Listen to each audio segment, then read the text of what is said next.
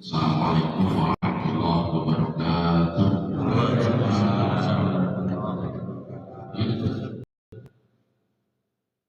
Alhamdulillah, wassalatu wassalamu ala Rasulillah wa ala alihi wa sahbihi wa ala hawla wa la quwwata illa billah. Amma ba'da. Subhanaka la ilma lana illa ma 'allamtana innaka antal alimul hakim. Rabbi shrah li sadri wa yassir li amri wahlul 'uqdatam min lisani yafqahu qawli.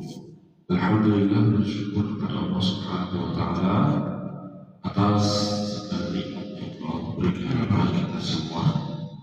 Nikmat yang luar biasa yang bisa kita dapatkan sampai pada pagi hari ini.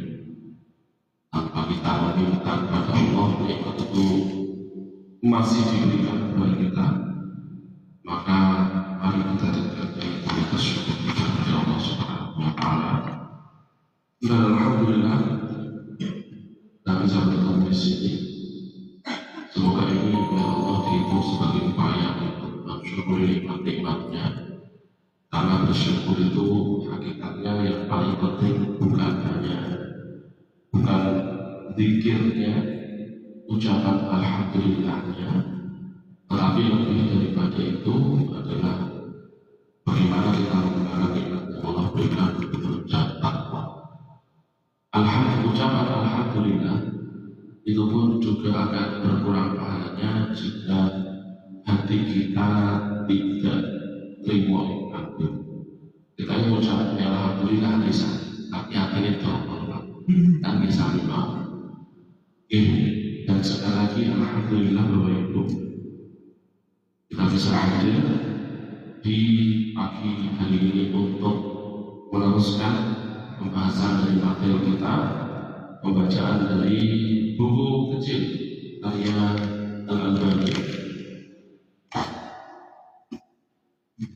Bukan hanya disampaikan, tetapi nanti jika ada yang perlu untuk diluruskan, kemudian menyampaikan pendapat lain, maka akan kita sampaikan. Berkaitan dengan al-jahru wal israfu fi shalawatil khamsi wa ghairiha. Jahr dan juga sir, menjaharkan dan menyembunyikan, menjelaskan dan menyembunyikan bacaan di sholat lima waktu dan selainnya. Kemarin kita bahas bahwa jahriyah dan sirriyahnya sholat lima waktu itu memang secara eksplisit tidak ada dalil dalam hadis-hadisnya berletter. Sholat misalnya di sholat bilimo, sing telu jahar, sing kali sir itu berletter. Secara eksplisit tidak ada dalil yang paling jelas untuk sirriyah dan jahriyahnya sholat itu adalah ijma' kesepakatan ulama. Terus kalau misalkan menyelisih ijma' boleh atau tidak, ini tidak diperbolehkan. Bahkan yang beberapa kali saya ceritakan ketika kami masih di pesantren menjumpai ternyata ning Jawa ini nasihatkan yang sing sholat boten ngertos jahriyah kali sirriyah itu sampai membuat saya panggil iya sendiri pokok ibu saya yang merabanya akhirnya ditelaah lagi Bapak Ibu, ditelaah lagi kalau ternyata ternyata tidak ada ulama yang membolehkan sirriyahnya zuhur dan asar. Jadi hanya zuhur dan asar.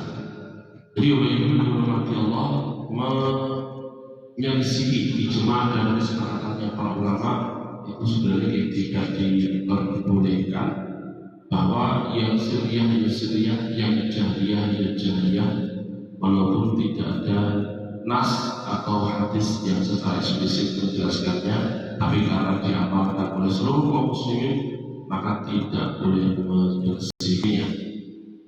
Dari mana bacaan-bacaan yang dibaca oleh Rasulullah SAW bisa didengar atau bisa diketahui oleh para sahabat?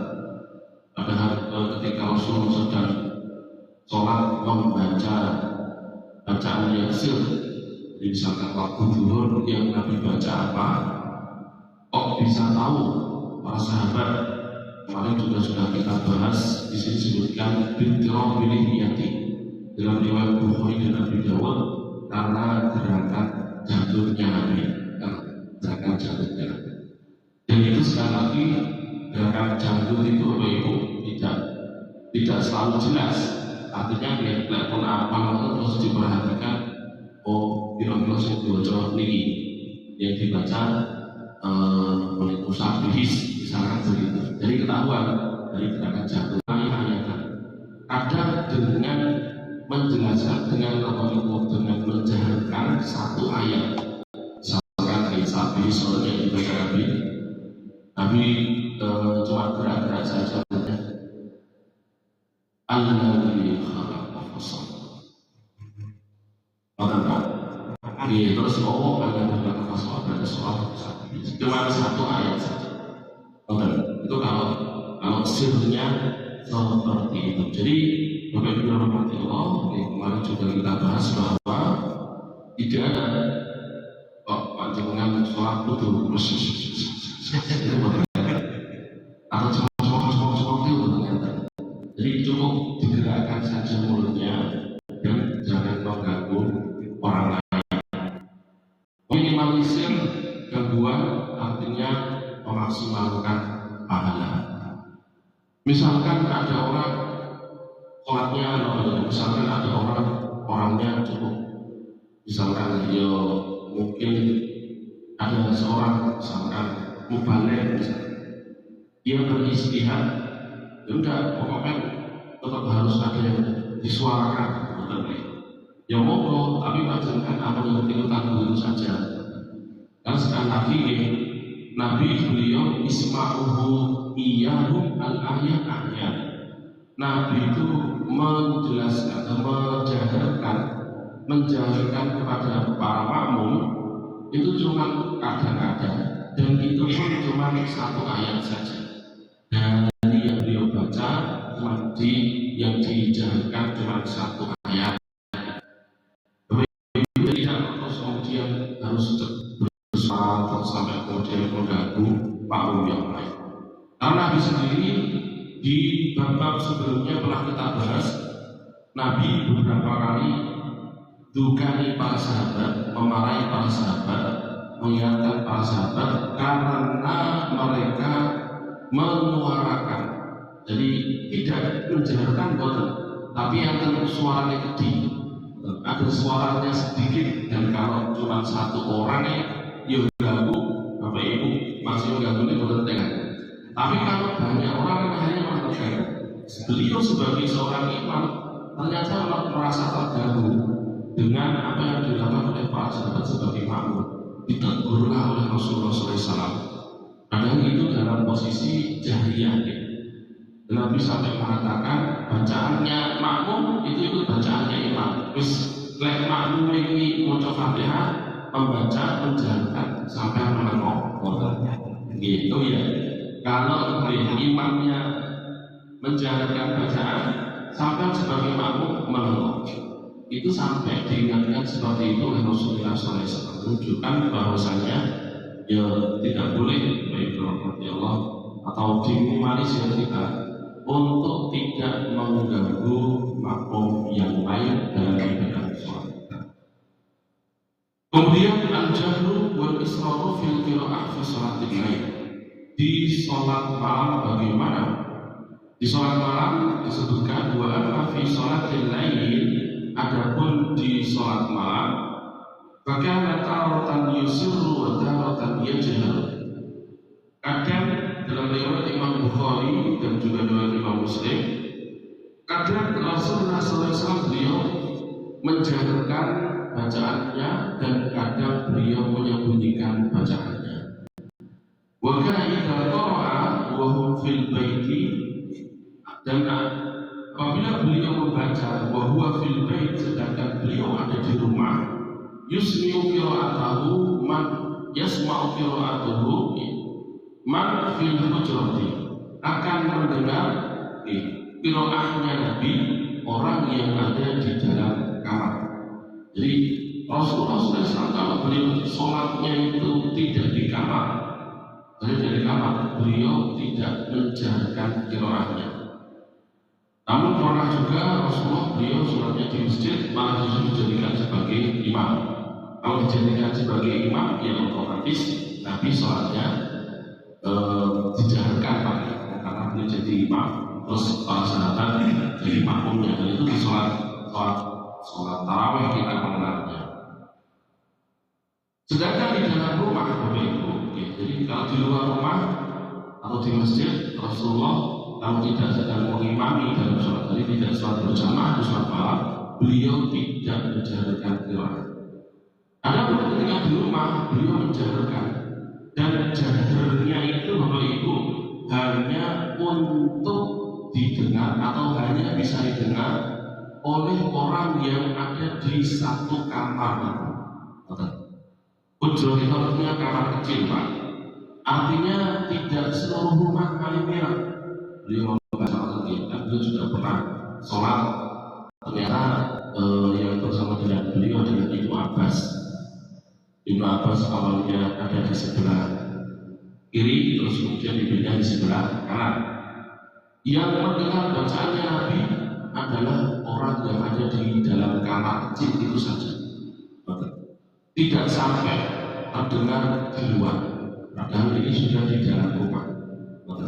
Betapa Rasulullah SAW beliau sekali lagi menjaga supaya orang yang ada di luar itu tidak terganggu. Beliau menjalankannya hanya ketika di rumah, itu pun di dalam kamar. Suaranya juga dijalankan pun tidak seperti beliau menjalankan di masjid ketika jadi imam. Beliau hanya menjalankan dengan suara yang lirih yang hanya bisa didengar oleh orang yang ada di kamar tersebut. Wa kana rubbama rafa'a sautahu akthar min dhalika hatta yusmi'ahu man kana 'ala 'arishihi ay kharijal hujrah. Namun kadang juga dalam riwayat Imam Nasai, ketika Nabi beliau saat di dalam rumah itu, kadang bacaan beliau itu agak sedikit keras, sehingga orang yang ada di luar kamarnya Nabi itu bisa mendengar. Di sering kalinya ketika di dalam kamar suara beliau itu lirih, jahar tapi lirih. Namun kadang jahar agak keras sehingga yang ada di luar kamar itu bisa terdengar. Dan Bapak Ibu hormati Allah, ya kamar itu sepiro. Kamar kan tidak mungkin sangat kecil ini, Pak. Kamar berarti ya alim tapi yang Bapak Ibu. Apalagi kamarnya Rasulullah tidak seperti kamarnya kita kan. Nabi sholat, Ibunda Aisyah tidur di situ aja, tak cukup misalnya itu ditekuk. Itu Bapak Ibu yang dirahmati Allah ketika beliau membaca di sholat malam. Wa bidzalika amara Abu Bakar wa Umar radhiyallahu anhu, dan begitu pula Nabi sallallahu alaihi wasallam beliau memerintahkan Abu Bakar dan Umar, semoga Allah berikan keduanya, dzalika hina ma kharaja lailah fa idza huwa bi Abi Bakr yakhfadu min sawtihi wa marra bi Umar bin Khattab radhiyallahu anhu wa huwa yusalli rafi'an sawtahu. Dan pernah suatu kali Nabi SAW beliau keluar, ternyata di masjid dijumpai ada Abu Bakar dan ada Umar. Abu Bakar Siddiq beliau tidak menjalankan suaranya. Sholat malam pagi, tapi menjalankan suaranya Abu Bakar. Sedangkan Umar beliau sholat malam, tapi suaranya dijalankan. Begitu Nabi SAW bisa mengumpulkan keduanya, beliau mengatakan kepada yang keduanya, ya Abu Bakar, Abu Bakar, marartu bika wa anta tusalli takhadu min shawtika. Saya kapan hari atau tadi lewat sampai sholat kok tidak terdengar suaranya, tidak dengar sama sekali, sunyi. kemudian dia mengatakan, aku mana jadi ya Rasul. Abu Bakar kemudian mengatakan begini, ya Rasulullah, wong saya berbincang-bincang dengan Allah dan sanjang jenengan masih boten disuarakan, tidak disuarakan, tetap didengar juga oleh Allah Subhanahu wa Ta'ala. Kemudian beliau juga mengatakan kepada Umar, marartu bika wa anta tusalli rafi'an sautak. Saya lewat kok sampean sholat sore banget. Maka kemudian Umar mengatakan, ya Rasulullah, ukidul wasna wa atul syaitan. Saya jalankan dan saya keraskan suara saya ini supaya yang tidur itu mau untuk bangun berbuka dan akhirnya tanggung dan untuk mengusir setan. Jadi tujuannya mengusir setan supaya setan tidak mendekat. Makanya saya baca dengan suara yang baik. Maka Nabi mengatakan kepada keduanya, ya Abu Bakar, irfa' min sautika syai'an. Wahai Abu Bakar, tinggikan sedikit, jadi suarakan atau apa itu, keraskan sedikit suara. Dibuatkan mental no, tapi ada alhamdulillah rabbil alamin. Salat malam tapi hanya didengar di kita atau orang sakit. Itu di rumah ya Pak, di rumah. Beribu. Wakala di Umar, dan beliau mengatakan kepada Umar, ikhfa' min sautika syai'an. Suaramu cepat terbantah. Ini nama lebih dari wakala yaqul, dan beliau bersabda, al-jahilu bil Quran, orang yang menjaharkan Al-Quran, al-jahil bis sadaqah, seperti orang yang menjaharkan sedekah, yang menampakkan sedekah. Wal musirru bil Quran, dan orang yang menyembunyikan bacaan Al-Quran, al-musir bis sadaqah, padanya seperti yang menyembunyikan sedekah. Bapak Ibu dirahmati Allah, singkat cerita nanti berkaitan dengan sholat malam kata para ulama. Ketika kita sholatnya di masjid, maka satu dengan yang lain harus saling menghormati. Dengan yang lain harus saling menghormati. Ini semuanya bareng-bareng, apa itu ibadah misalnya sedang ibadah. Jangan sampai bacaan yang satu dengan bacaan yang lain mengganggu. Terus kemudian kalau misalkan kita sedang ada di rumah, Pak, dianjurkan untuk mengeraskan sedikit suara kita. Ar-Rahmanir-Rahim, Maliki Yaumiddin. Iya. Ini kan kalau saya pakai mikrofon kan suaranya paling jelas, kan cuma satu lagi. Kita kan kanan kiri begini. Jadi seperti itu, tidak sampai mengganggu orang lain.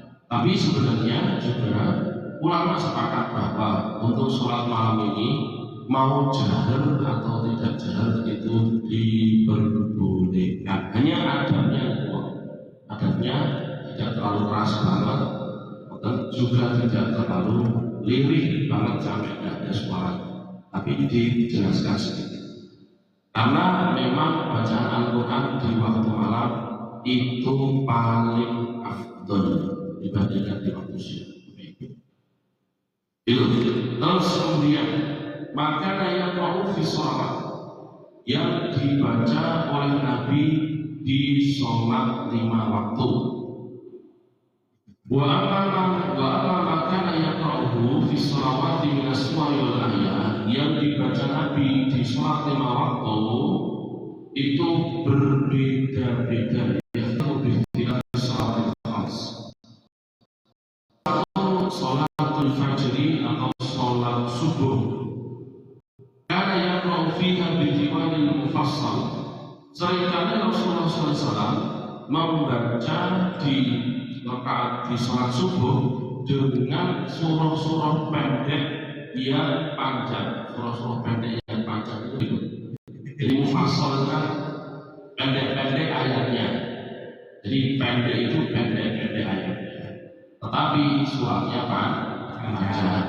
Contoh kata Nabi, kata dia disebutkan dalam di sini di kitab ini. Karena ahyanan yaqra'u al-waqi'ah. Beliau kadang membaca surah al-waqi'ah. Al-waqi'ah itu berarti satu lembar lebih satu halaman. Satu lembar lebih satu halaman. Wa nahwiha minas suwari fi raka'ataini. Dan yang semisalnya dari surat-surat yang ayatnya pendek-pendek itu, namun dibagi dua. Jadi al-waqi'ah dibagi menjadi dua. Kemarin sudah kita bahas lagi, boleh tidaknya boleh begitu. Secara ada memang dianjurkan satu rakaat itu satu surat. Tapi kalau dipotong biasa, waqi'ah atau sekali, atau misalkan rakaat pertama sekali, mungkin selanjutnya juga yang kedua. Atau surah yang biasanya saya potong itu surah An-Nazi'at. Biasanya saya potong separuh, nanti dilanjutkan separuhnya. Diperbolehkan. Biasa atau sering kali dibaca Nabi di sholat subuh itu surah pendek ayatnya, tetapi panjang. Surah pendek ayatnya tapi panjang itu juz 27. Juz 27, terus kemudian juz 26 itu juga ada, seperti surah Qaf, terus kemudian surah At-Tur, An-Najm, dan lain sebagainya. Waqara amin surat itu, dan beliau juga membaca surah At-Tur wadhalika fi hajjatil wada. Ketika haji wada beliau baca surah Tur. Kemudian wakana ahyanya Qaf, kadang beliau juga membaca surah Qaf. Wanahmiha fi raka'atil ula, di rakaat yang pertama wal Qur'anil Majid. Dan itu. Namun juga kadang Rasul beliau membaca surah-surah yang ayatnya pendek, namun juga surahnya juga pendek, ayatnya tidak begitu banyak. Seperti karena yang perlu bisa mufassal Idza syamsu kuwirat, seperti beliau membaca ada surah At-Takwir. Nah, bagi kita At-Takwir ini masih jauh, dan itu kadang-kadang karena Nabi beliau pernah kan di sholat subuh itu beliau sudah mau membaca, jadi beliau sudah baca surah yang panjang. Kalau ternyata layani nangis itu ada suara. Akhirnya beliau motong di pertengahan, belum sampai pertengahan sudah dipotong, terus kemudian beliau rukuk. Maka di rakaat yang kedua beliau membaca surah yang pendek. Ada yang lebih pendek lagi kan? Ada. Wa kana marratan idza zulzilatil ardu zilzalaha. Kadang beliau cuma membaca az-zalzalah. Bahkan dalam riwayat Imam Abi Dawud beliau pernah fi raka'ataini kiltaihima, beliau baca az-zilzalah itu rakaat 1 dan rakaat yang kedua. Rakaat 1 az-zilzalah, rakaat yang kedua idza zulzilat. Sampai kata rawi, sampai perawi hadis ini mengatakannya, "Fala adri, saya tidak tahu. Anas ya Rasulullah amqara dzalika abdan."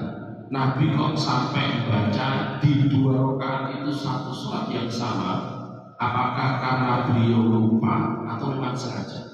Cuma nanti kata para ulama, Nabi membacanya sengaja. Berarti beliau diperbolehkan.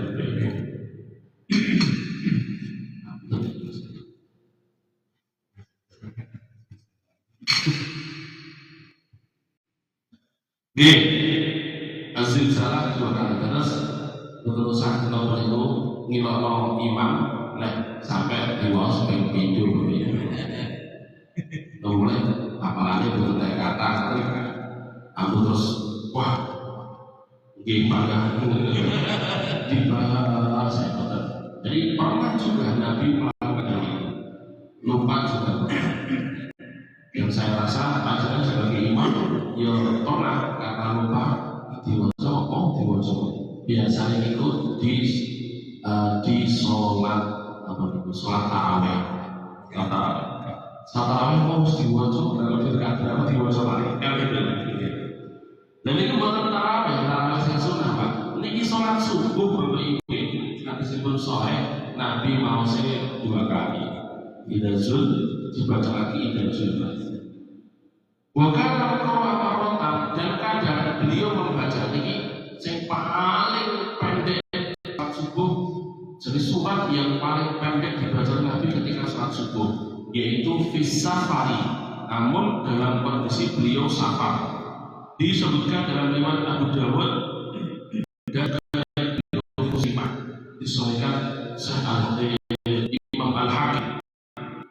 Apa yang Qul a'udzu birabbil falaq dan Qul a'udzu birabbin nas.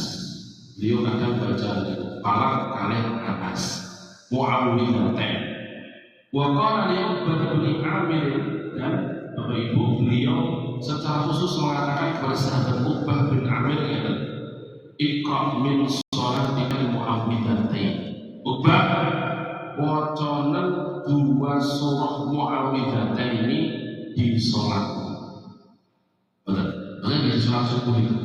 Subuh dianjurkan kepada si Uqbah juga mengatakan diperbolehkan.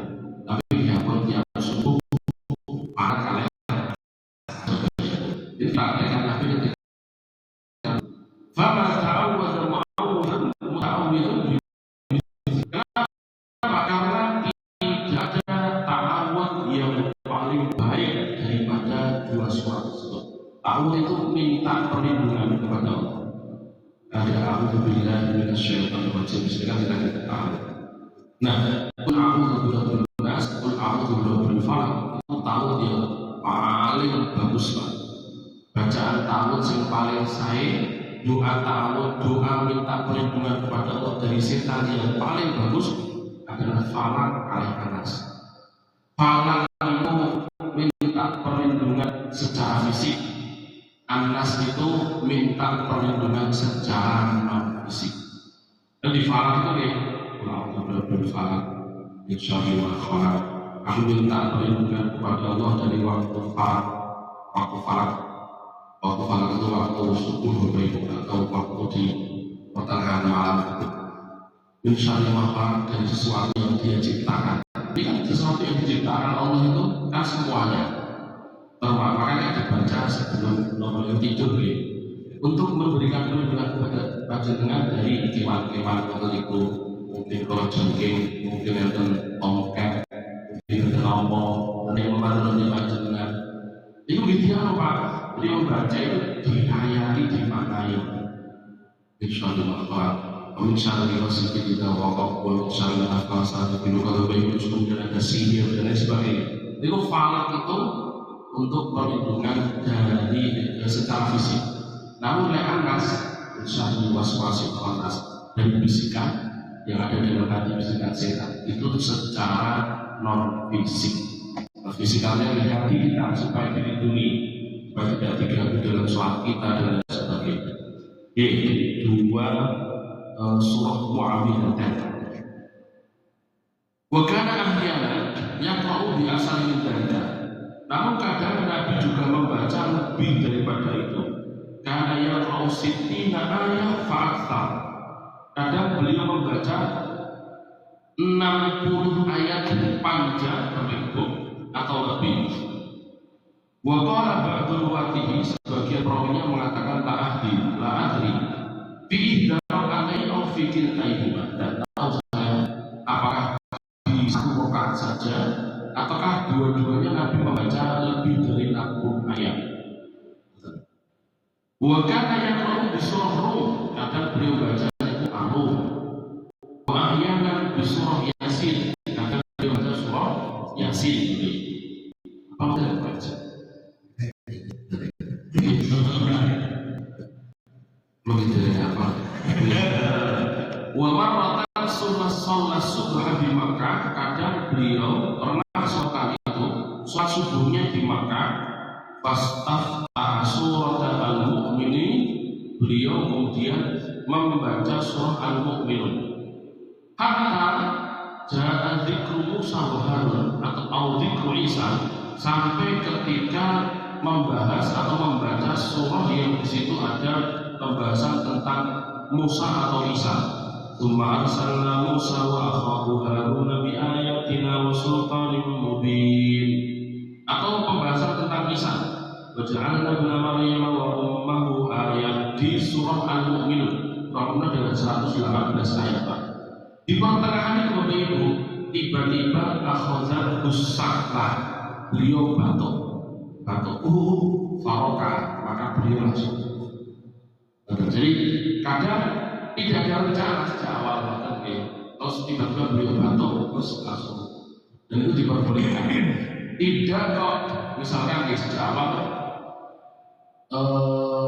dan saya sendiri betul Pak, tidak nyaman kalau merencanakan sejak awal.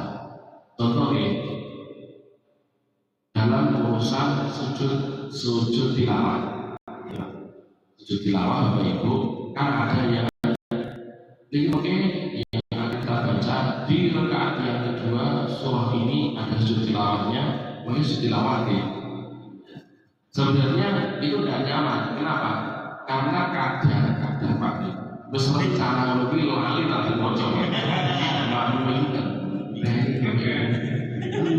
sujud tilawah paling betul itu sujud tilawah paling enak ini sujud tilawah mau tiba-tiba pengen baca apa terus ada sujud tilawahnya. Ya memang Bapak Ibu negatifnya, nilai negatifnya itu makmumnya sih bingung gitu mungkin.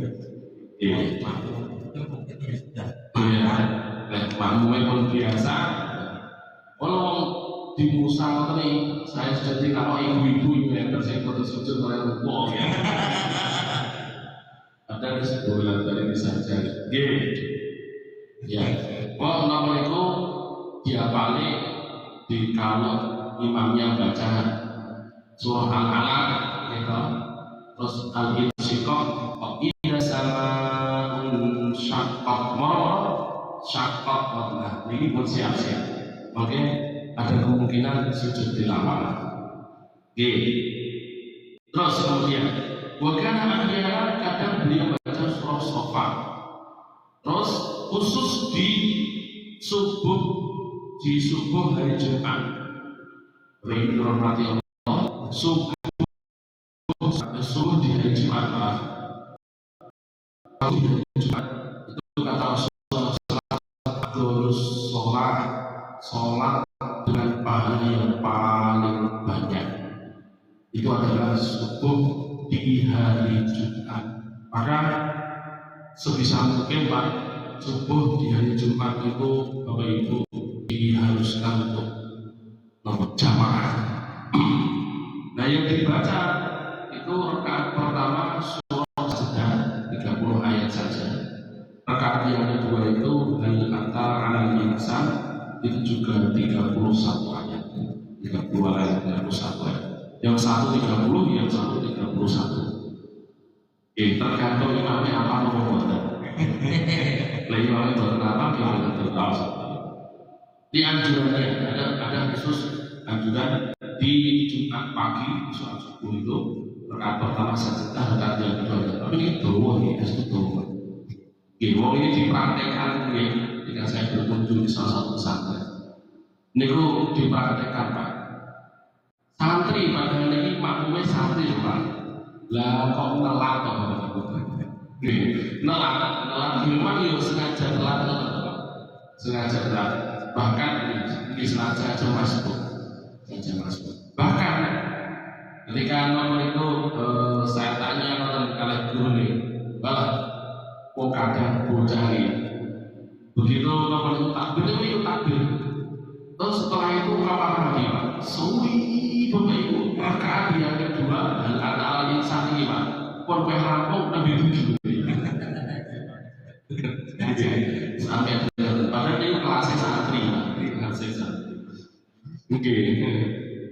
Wa kana yaqulu fi rak'atil ula wa yusiru fi tsaniyah. Dan ini Bapak Ibu, kalau misalkan itu tadi sing dawa-dawa niku wau tidak bisa kita praktekkan, sunnah yang paling mudah adalah sebagaimana diriwayatkan dalam riwayat Imam Bukhari Muslim, silahkan dipanjangkan yang pertama dan yang kedua dipendekkan. Jadi kalau misalkan surah yang pertama di rakaat pertama dengan membaca wadduha rakaat pertama, maka rakaat yang kedua dengan bacanya dalam yang lebih pendek. Jadi rakaat yang pertama lebih panjang dibandingkan dengan rakaat yang kedua. Silakan terserah dengan waos apa terserah, tapi tetap bisa mengamalkan sunnahnya, yaitu dengan membaca yang pertama dan kedua. Kemudian al-qira'ah fi sunnatil fajr, membaca bacaan di sholat sunnah fajar, berarti sholat sunnah sebelum subuh. Amma qira'atu fi rak'atay sunnatil fajr fakana khafifah jiddan, yang dibaca oleh Nabi sebagaimana riwayat Imam Ahmad di sholat sunnah fajar itu sangat pendek.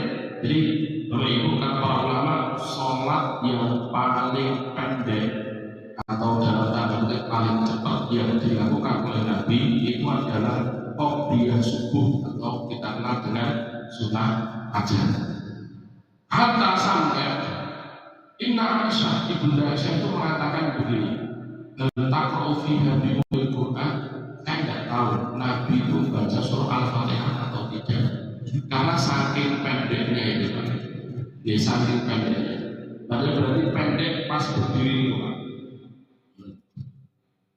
Jadi kalau nonton itu sholat sunnah fajar dawa, langsung dawa timbang sholat subuh itu salah Bapak Ibu. Harusnya sholat subuh itu dawa, sholat sunnah fajar itu yang pendek.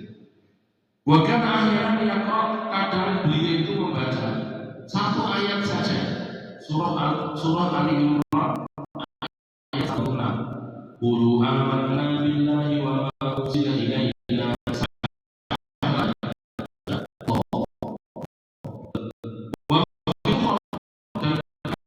di ayat yang kedua beliau membaca di surah yang pertama tadi surah Baqarah, yang sekarang surah Ali Imran 3 ayat 64. Qul ya ahlal kitab ta'alu ila kalimatin sawa'in bainana wa bainakum, sampai ayat tersebut. Jadi diperbolehkan Pak ya membaca itu. Biasanya bahkan di rekaman-rekaman yang kemarin cerita dari yang kemarin pulang haji itu ternyata Imam Mekah sendiri itu membaca waktu itu karena siang hari panas banget, sing diwaos satu ayat saja sampai di duhur Bapak Ibu. Ini kalau duhur Pak, sholat subuh maaf, ini siang hari kalau saya diwaos sholat subuh itu dibaca cuma satu ayat itu saja. Terus juga cerita dari orang-orang yang umroh ketika pas rame-rame Saudi kan sempat ada suara-suara bom di Bami. Ada masalah negaranya Irak itu Bapak Ibu, itu juga yang dibaca cuma satu ayat saja. Dan ini diperbolehkan ya. Dan waktu itu harus ini masih waktu itu kan sangat tenun Bapak Ibu, alif lam mim, terus langsung rukuk. Dan boleh tidak sih, boleh saja. Tapi ya ampun nonton ya. Alif lam mim itu betul harus ngomong Bapak Ibu. Ya. Kadang boleh juga membaca ayat yang lain, tapi cuma satu ayat saja, yaitu surah yang ke-23 ayat yang ke-52. Falamma ahassa Isa minhumul kufr wa ahyana yaqra'u, dan kadang beliau membaca qul ya ayyuhal kafirun di rakaat pertama, wa qul huwallahu ahad di rakaat yang kedua. Wa kana yaqul, dan beliau bersabda, ni'mas suratani huma, sebaik-baik surat adalah dua surat tadi, qul ya ayyuhal kafirun dan qul huwallahu ahad. Kenapa kok beliau mengatakan sebaik-baik surat? Karena nanti dalam satu riwayat diriwayatkan oleh Imam Ibnu Hibban, sami'a rajulan yaqra'u as-surata al-ula. Beliau pernah mendengar membaca Al-Kafirun di rakaat pertama, kemudian surah Al-Ikhlas di rakaat yang kedua. Maka beliau pun mengatakan, hadza abdun amana bi rabbi. Ketika orang ini, ada orang yang baca surah Al-Kafirun dan agak nama itu didengar oleh Nabi kemudian berkomentar begini, ini orang sedang meneguhkan imannya kepada pemberian. Ketika membaca surah Al-Ikhlas, maka Nabi pun mengatakan, ini orang hadza abdun arafa. Ini orang sedang mengenal Tuhannya. Itulah kenapa dua surat itu kata Nabi SAW surat yang terbaik. Di dalamnya ada tauhidnya. Al-Kafirun isinya itu barokah, isinya itu perlepasan diri dari orang kafir. Hadis lagi, la a'budu ma ta'budun wa la antum 'abiduna ma a'budu wa la ana 'abidun ma ta'budun. Saya tidak gampang nih, saya tidak peduli sing mbok sembah aku rasudi, tidak bakal ikut nyembah. Walaupun tawaranmu adalah sembahlah dulu Tuhanku, setelah itu aku akan menyembah Tuhan Anda. Itu benar-benar barokah. Sedangkan di surah Al-Ikhlas itu kaitannya kalian tauhid. Itulah kenapa dua surah sekali lagi dikatakan surah yang terbaik. Kalau muamilah tadi ta'awud yang terbaik. Oke. Kemudian sholat zuhur karena yang taufiron atainil ulayaini bi fatihatil kitab wa surataini.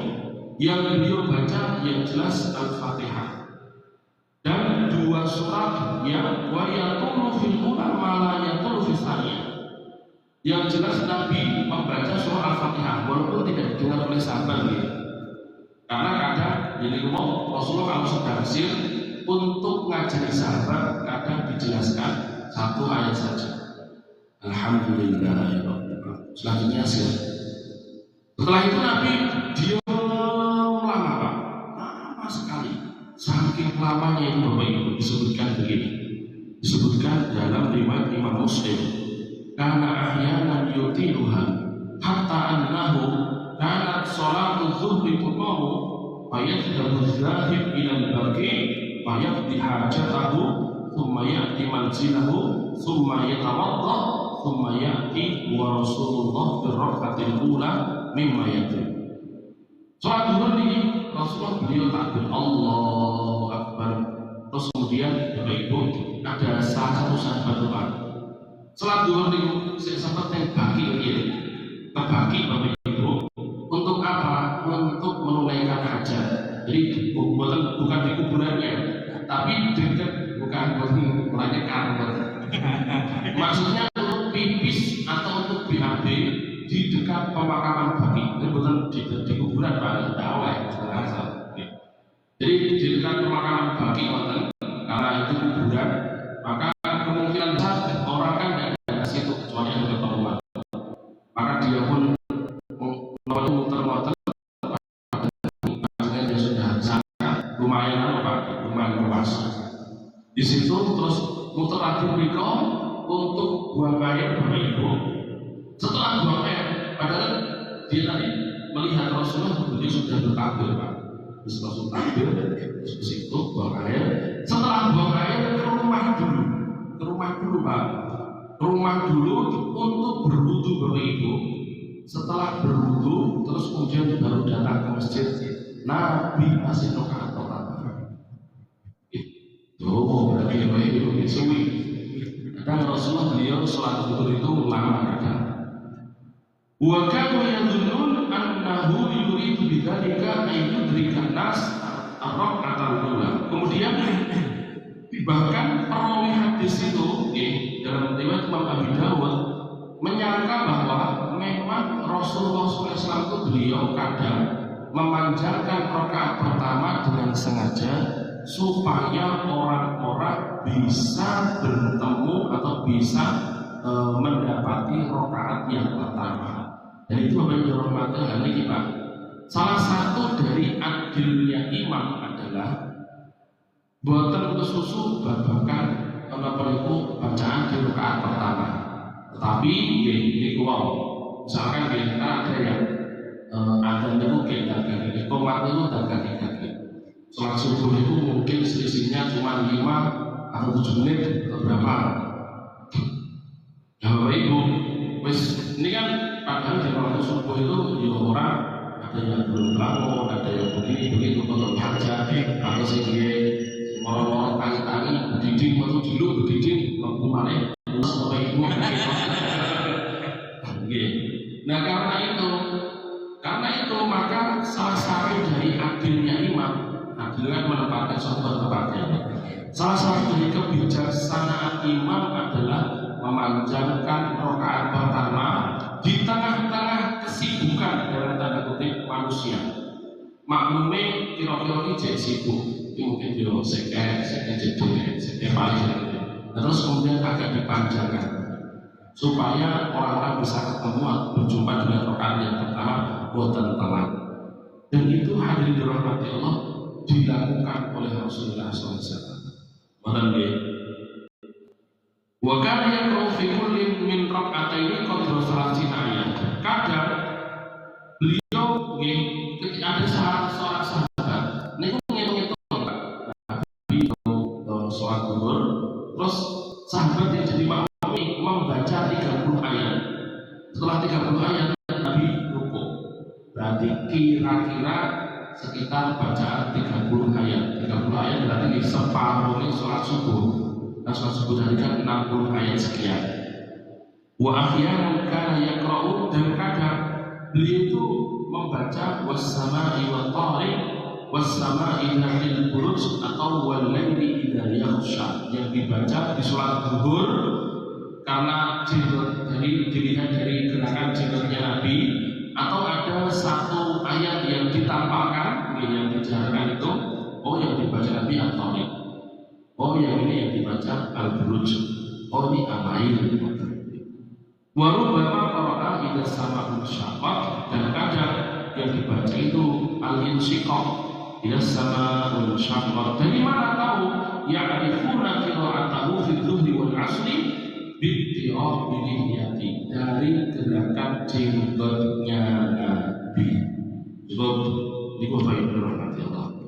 Sebelum kita tutup, ini sampai di sholat zuhur ini ada yang ditanyakan oleh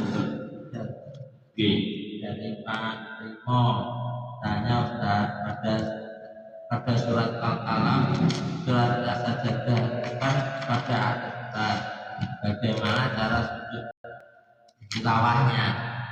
Bagaimana sujud tilawahnya kalau misalkan kita membacanya ada di akhir kaki, seperti di surah Al-Alaq. Caranya dari sujud kayak sujud sebenarnya. Jadi setelah membaca terus kemudian kita sujud, apakah perlu jadi setelah itu apakah kita perlu untuk membaca ayat tadi atau langsung rukuk? Dua-duanya diperbolehkan. Jadi sujud terus kemudian berdiri, kita berdiri langsung rukuk biasa, Allahu Akbar, boleh. Atau panjenengan baca lagi terus kemudian surat yang lain yang pendek terus panjenengan rukuk juga diperbolehkan. Dan dua kali lagi dari jamaah yang mau bertanya. Pada saat sholat sunnah ba'diyah maghrib dan qobliyah subuh, itu apakah ada hadis yang sahih? Rakaat pertama al-fatihun, rakaat kedua al-ikhlas. Nah, tadi dibacakan itu. Jadi salah satu bacaan yang dibaca Nabi di sunnah subuh, sunnah fajar, sholat sunnah fajar sesudah maghribnya Ustaz. Sesudah ba'diyah maghribnya. Tadi yang dijelaskan qobliyah subuhnya. Ba'diyah maghribnya apa ya? Berarti pertanyaannya dua, qobliyah subuh dan ba'diyah maghrib. Ba'diyah maghrib belum sampai nanti.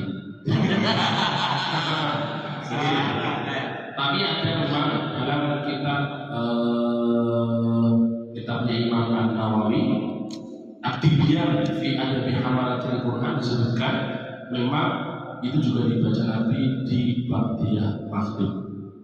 Terima kasih Ustaz. Sami-sami. Ada lagi ibu-ibu yang mau tanya barangkali.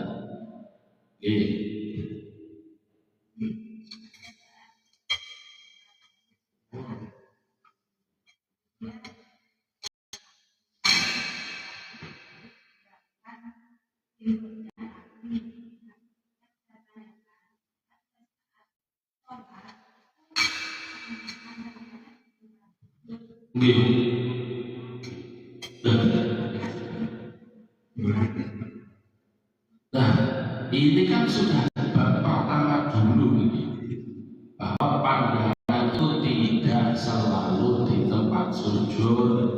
Pandangan dalam sholat itu bisa ke depan atau bisa ke tempat sujud. Kalau makmum bisa ke imam, ke kiblat, ke imam, atau panjenengan menghadap ke makmum depannya dengan imam depan untuk mengikuti, itu boleh. Dan ketika teman itu menghadap ke tempat sujud juga boleh. Dan nanti ketika tahiyat duduk pandangannya ke telunjuknya. Begitu boleh.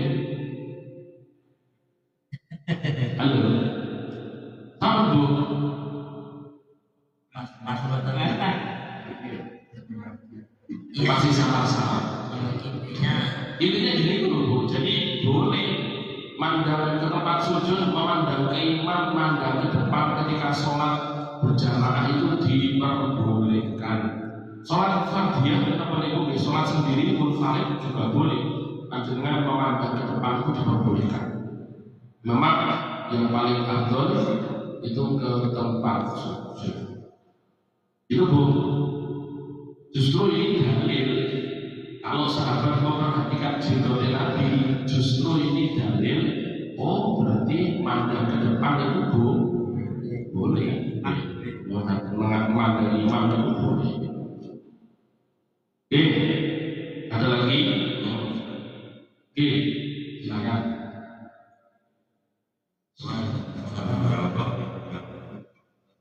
Berapa minggu yang lalu?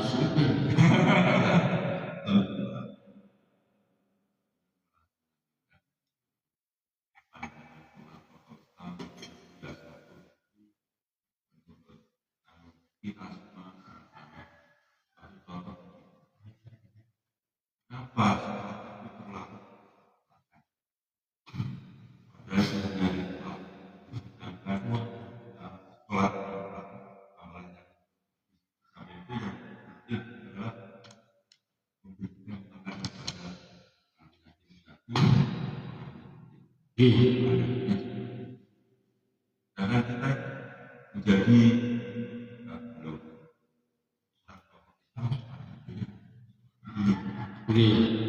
menurut Nabi di dalam Al-Quran kita sholat berapa kali sebenarnya?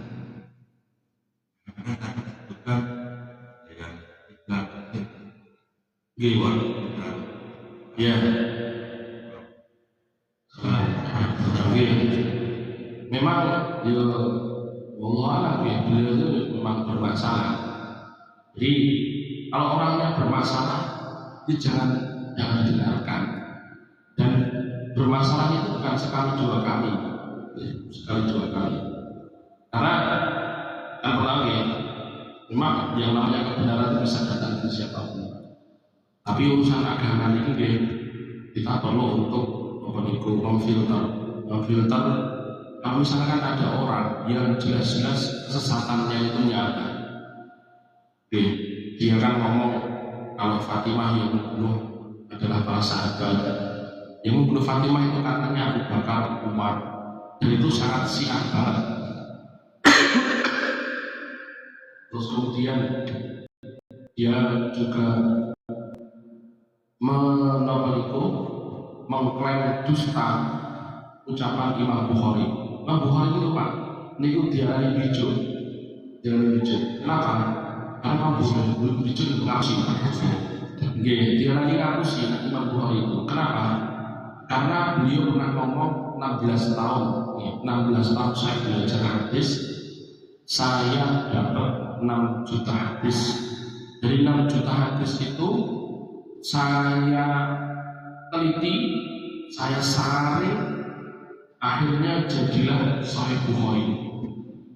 Nah terus itu menganalogikan pakai akal. 6 juta hadis gitu butuh berapa tahun?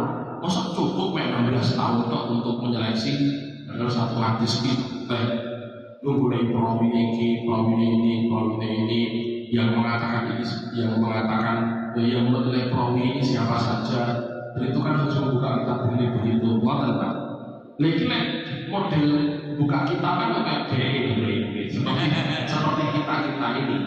Lecor Imam Bukhari kan enggak, Imam Bukhari buka kitab. Bukhari itu surah pertama yang dihafalkan itu apa? Panjenengan sing hafal surah pertama apa?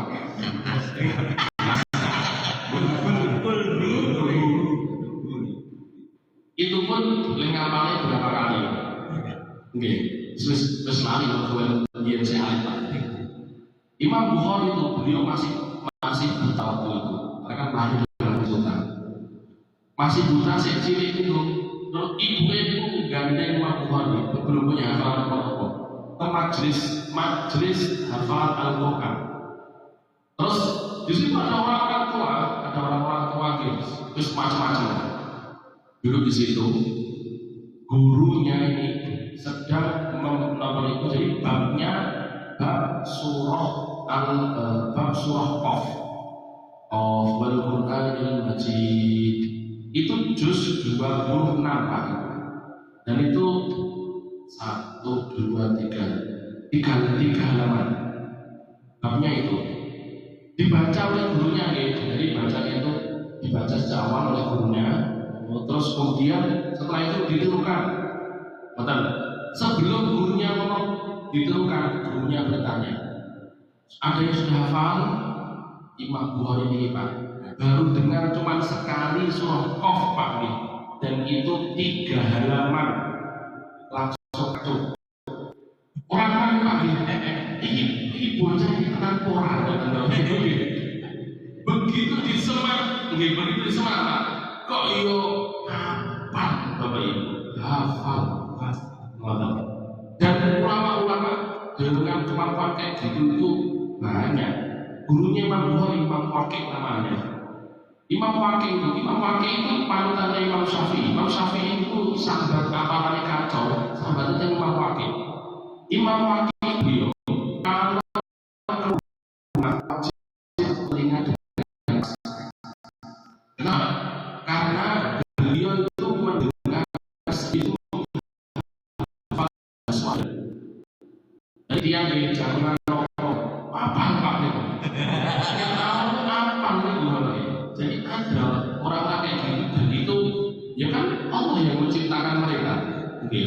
Allah yang menciptakan mereka. Ya kalau sekarang kan sangat aneh Pak, orang kayak itu kan diambil ya. Kalau dulu ulama itu mayoritas banyak, jadi mereka punya hafalan itu kayak gitu itu, punya guru siji loro itu ngono lali. Imam Ibnu Hibban itu gurunya 3.000 guru Pak, dan beliau tahu masing-masing guru itu membacakan hadis nopo di luar kepala apa.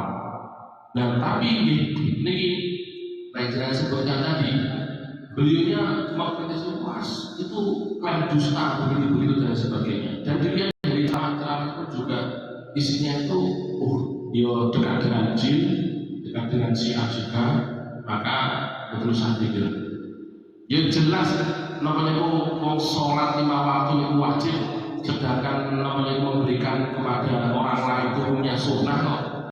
Sunnah wajib 5 kali wajib.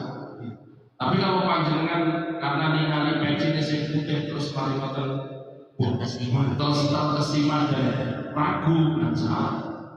Betul gitu. Jadi itu Pak penting.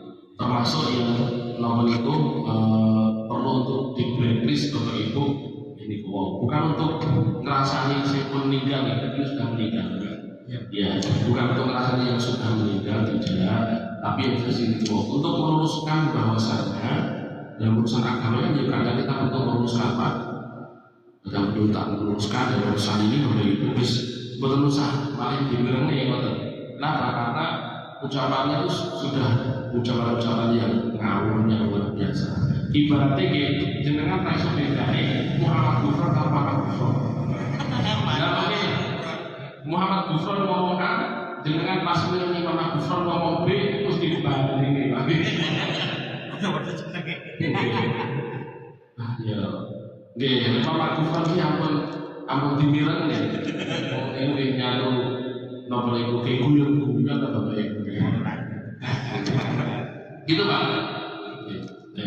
Demikian Bapak Ibu yang bisa kita bahas di pertemuan kali ini. Kurang lebihnya mohon maaf. Rabbana taqabbal minna innaka antas samiul alim wa tub 'alaina innaka